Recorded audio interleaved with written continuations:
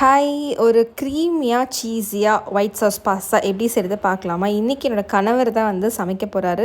So அவர் முன்னாடியே வந்துட்டு இதான் மெனுன்றது சொல்லிட்டாரு. ஸோ அதுக்கான வெஜிடபிள்ஸ் எல்லாம் கட் பண்ணி வச்சுருங்க, நான் வந்து செஞ்சிடறேன்னு சொல்லிட்டாங்க. ஸோ நானும் வந்துட்டு கேரட்டு, கார்ன் எல்லாமே வேக வச்சுட்டேன். அதுக்கப்புறமா ஒரு கடாயில் வந்துட்டு பட்டர் தாராளமாக போட்டுட்டு பூண்டு, வெங்காயம் இது ரெண்டுமே நல்லா கொஞ்சம் கொஞ்சம் போட்டு வதக்கிக்கோங்க. அது கூடவே கேப்சிகம், கலர் கேப்சிகமும் போட்டுக்கலாம், நீங்கள் க்ரீன் கேப்சிகமும் போட்டுக்கலாம். அதுவும் போட்டு நல்லா சொட்டே பண்ணிவிட்டு நம்ம வேக வச்சு வச்சுருந்தோம் இல்லையா அந்த வெஜிடபிள்ஸ், அதுவுமே வந்து இதில் ஆட் பண்ணிவிட்டு நல்லா வதக்கிக்கோங்க.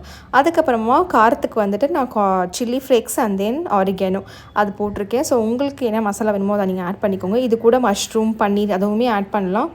நான் வந்துட்டு இது மட்டும் தான், வெஜிடபிள்ஸ் மட்டும் தான் ஆட் பண்ணியிருக்கேன்.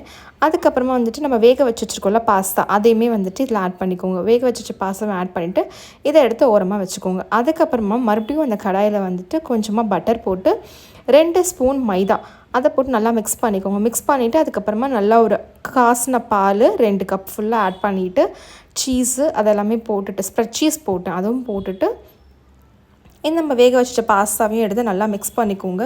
நல்லா மிக்ஸ் பண்ணி சுட சுட ஒரு கப்பில் போட்டு நல்லா சாப்பிட்டு பாருங்கள். அப்போ யம்மியாக இருந்துச்சு சீஸி பாஸ்தா. தேங்க்யூ.